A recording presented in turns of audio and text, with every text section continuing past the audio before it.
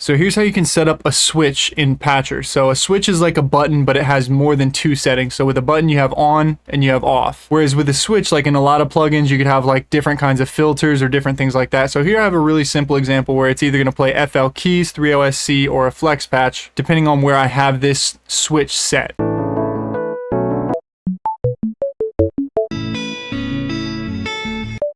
And the way that I set this up is I basically have audio running through a Fruity Send on each of these. Then I've routed this knob that I've added here into a Fruity XYZ controller. Now Fruity XYZ is really commonly used for like remapping stuff, but instead we're going to take our output mapping and we're going to set up 3 different stages. So the X is at 100% whenever the input value is at 0 to 33%. Then for the Y, 100% value when the input value is between 33% and 66%.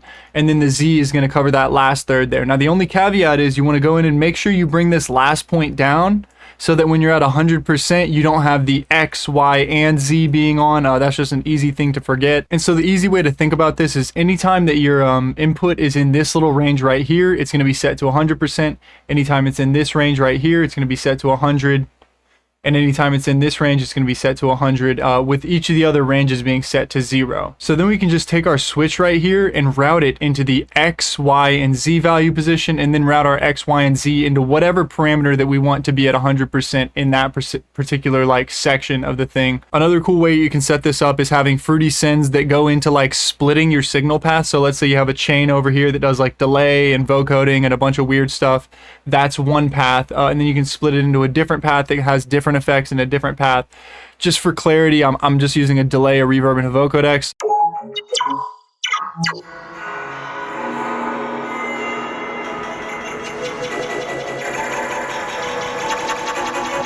And so that's going to be it for this one, y'all. I'm going to cover more little niche patcher stuff in the upcoming videos. But if you want to support this channel, you can do that by going to Gumroad. I just put out 2 different patcher pack sets. One is like a sound generation. This one is a granular pad generator.